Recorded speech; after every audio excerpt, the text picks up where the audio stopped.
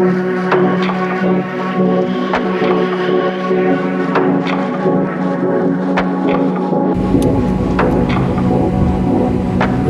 back windows up. Turn the AC on full blast.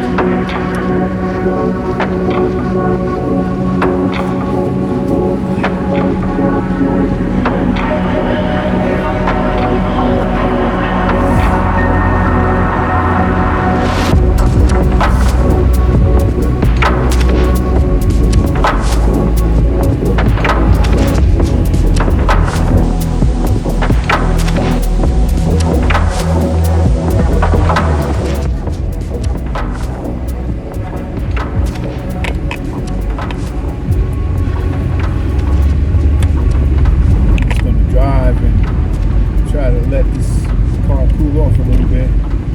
So if you hear the air, that's the air conditioning going.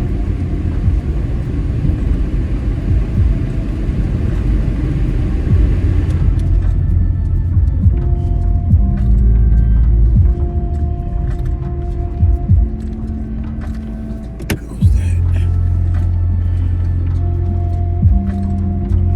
This is a little cookie. All right, that's better.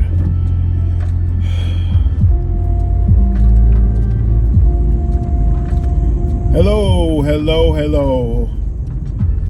This is Angelo.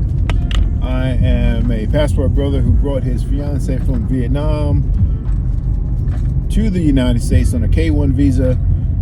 We got married. She's got a green card, and now we're living the second half of our lives together, trying to make a way out of no way.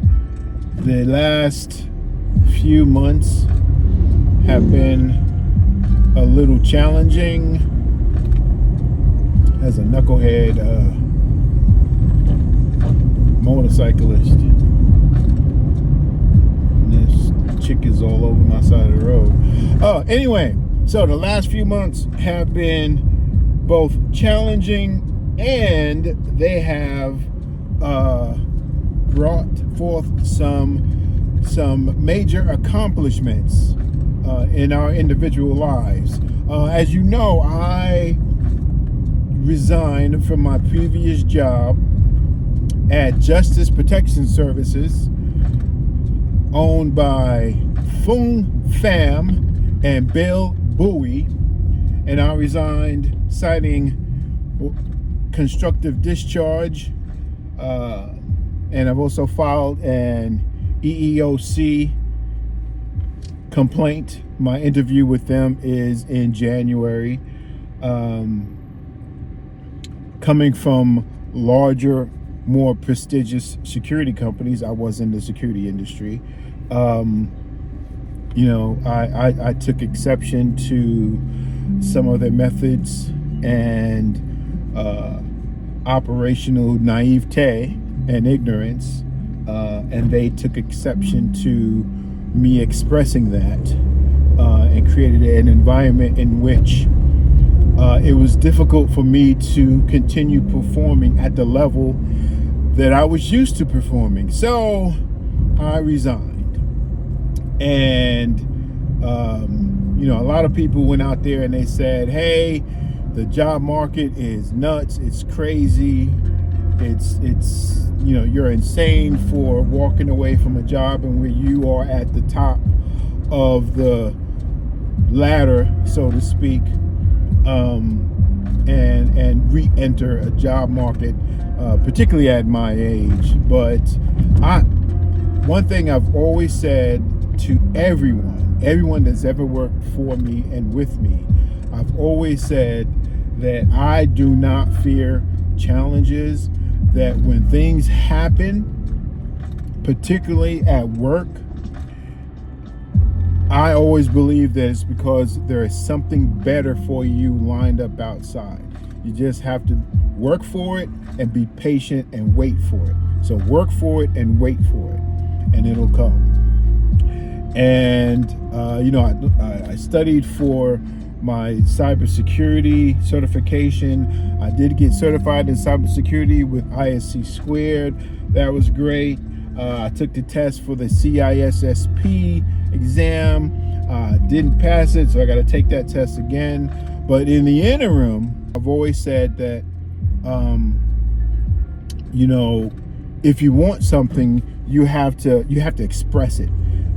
If you have an ideal that you want for your life, whether it's your personal life, your love life, or your work life, you have to express it and get it out there, get that energy out there into the universe. You know, and I'm not talking about, you know, kind of weird manifestation stuff.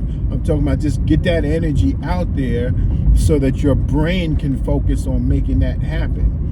And, you know, I used to tell, you know, my staff that, you know, they should be out there looking for a different job, because the security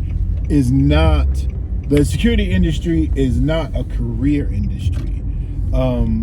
Because it's a blue collar thing where you're only as good, or you're only worth what someone else decides you're worth. You really can't.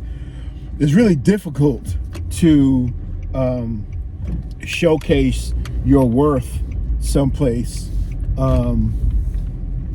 else. Or I should say your true wealth, because it doesn't matter, because they have a task assigned for you, and if you meet the requirements of that task, then you'll earn that pay. But anyway, I've always told my staff, I've said, hey, you know, I come from a background that includes you know, the United States Marine Corps, that includes the working on Wall Street, that includes working, you know, at Fortune 500 companies, that includes, you know, working at prestigious boutique companies, and they should want to experience in their lives things like, particularly in their working life. I'm not talking about their personal lives, but in their working lives, they should want to aspire to experience things like, you know, going on a company picnic, a company-funded picnic, or getting a 401k exam, or I'm not 401k, getting a 401k contribution, getting you know, Christmas bonuses. Getting professional bonuses, getting awards, getting you know, going to team building meetings. They should want to experience that stuff, and that stuff does not happen in the security industry. It doesn't happen for, you know, for the frontline workers, for the guys who are out there walking in front of banks with no gun on their shoulders, with guys who are out there patrolling parking lots, the guys who have to escort, you know, undesirables off the property and get cursed at and called racial slurs, and those things don't happen for them. So I told these guys that they should want to experience that, because it may change their outlook on what they want to do as their long-time career. I understand that right now, as a 23, 24, 25-year-old, and you're working as security, and you get to be out there in, you know, in the sunshine, especially in Southern California, and nobody's looking over your shoulder, and nobody's harassing you, and you don't have, you know, pain in the butt supervisors, you know, micromanaging you. That might sound and seem pretty awesome, but there's another side to this working thing that people need to experience. And so I've told them that you guys should want to experience that kind of stuff. And the way that this kind of circles back to, the whole job economy and how the employment, it's going right now. I mentioned earlier that I think this whole employment thing up and down is, I think it's manufactured, and I'm going to do a video on that later. But right now, I was able to find a job. I left my job on July 24th. I started actively looking for a job in probably early June, July, early August. I started my new position on September 22nd, making more money than I was making before, and I'm not dealing with irate customers, irate tenants, irate staff, people trying to punch me in the face, at any given moment, an unappreciative client. I'm not dealing with being out in the elements. I'm not dealing with any of that stuff. I'm indoors. I'm at a desk. There's an espresso machine. There's filtered water. There's a gourmet refrigerator. There's free soda pop. There's free snacks.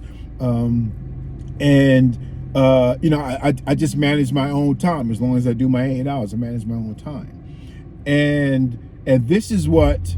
Oh, and then there was a notice when I came into work on Thursday that we're having an all hands meeting, or get together, I should say, and spouses are invited. That doesn't happen in the security industry. And the folks that I've worked for, they've never experienced that. I'm sorry, the folks that I used to work for never experienced that. My staff back then never experienced that. And this is what I told them was out there for them. But most of them were too lazy to go out and get it. They were too complacent to go out and get it. And so now they're going to be doing the same thing. And I think the last thing you want to be as a young man or woman who's able to get out there and work, who's smart, is to show the last 10 years as a security officer. Because trust me, I had to do some serious doctoring to manifest my soft skills and technical skills over this 10-year tenure in security. Because people looked at that, oh, you were a post commander, and they said, no thanks. I had to find the right fit in the right company, and now I'm working for a company that may or may not be going through an IPO in a few years. Who knows? But I'm going to leave that part alone. So, but I'm gonna talk about in another video my idea about the job economy and what's really going on with that. And I'm going to talk about in a new video what I think about the security industry. And I'm going to talk about in another video, having the belief system in you that if you make those steps, you take those steps, good things are going to happen for you. Good things are going to manifest themselves for you. They're going to show up. And again, I don't want to toss around that word manifestation because I don't believe in that. That you just I don't believe in that. But I think hard work pays off. And lastly, I want to talk about the fact that on September 1st, 2025, I started fasting. And it was hybrid fasting. So I did dry fasting, I did water fasting, I did OMAD, which resulted in about 18 hours a day of fasting. And I did that over the course of the month of September and the first 3 days of October. And in those, 33 days, I lost 30 pounds. And I'm going to make a video showing everything about that, how I felt, who I followed, what was my inspiration, how did I keep going on. I also did a personal best of fasting without any food whatsoever for 5 straight days. And for me, that was a personal best. So I am down 30 pounds. I had to tighten my belt. I'm starting to fit into old clothes that I used to didn't fit into anymore. My wife can't keep her hands off me, and she's like, "Oh, I'm gonna get a second husband. I'm gonna get a second husband. My first husband, my chubby husband, and now you." And I'm not done by a long shot. I plan on continuing this rotation of fasting, hybrid fasting, for the next 3 months, because I do have a goal. And I'm going to explain all of that in another video, so please subscribe. I'm going to talk more about, the dirty dogs at my old job, but I'm going to try to keep this thing positive, because one of the things I understand is, when you take a loss, you got to accept it like a man, pick yourself up, and keep going. But more than that, you can't have that kind of darkness in your soul, because if you do,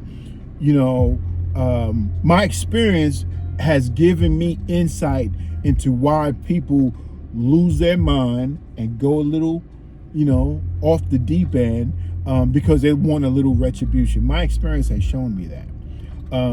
But my grounded side says, okay, let's put all this in perspective. Let's put these emotions into perspective and figure out how we can turn this into a positive, and not let it detract us from our goals. So one of the things is, I had a very horrible meeting, on the phone with I guess you can call him a judge, with the the California Unemployment Insurance Agency, or whatever it's called. So I had a really, really horrible phone conference with that, and he was just stupidly partial, and just stupidly offensive, and just stupidly, just an asshole. His last name was Domino, and I'm going to post his name down in the comments. But I came away from that, and then the exact, I was supposed to have, it was supposed to last just 20 minutes or something. It ended up going almost an hour and 15 minutes. And at the time I was at work, at my new job. And when I left, I was like, oh my God, now I got to come back. I got to be late. And I came back, and instead of having folks spitfire, accusations and counselings and things like that. I mean, they were like, oh, we were getting worried about you. We were wondering if you were okay. And then it was just the exact opposite of what I felt at my last gig. So that was a beautiful, beautiful feeling. But what I did was, when I came away from that, and I said, I am not going to let this crazy, dumb, stupid experience detract me from my goal. My goal is self-care. My goal is wellness, and I'm trying to get myself weller, if there's such a word. But I'm trying to improve myself, and I'm not going to let something like that, somebody else's ignorance and bias, affect me and get me off my goals. So that situation did not detract me from my personal best of 5 days of not eating. I came back, I sat down, I said, okay, what I would typically do is I would go grab some food or something to comfort myself. My phone died because it kind of overheated in my windshield. But I'm contemplating getting the new iPhone 17, so wow, okay, speedy. We will see about that. But anyway, thank you guys for listening. I'm still trying to get at least 1,000 subscribers by the end of this month. By the end of this year. So thank you for listening, and I am going to be coming up with more and more content, and positive content. So I will see you all in the next one. Take care. Peace.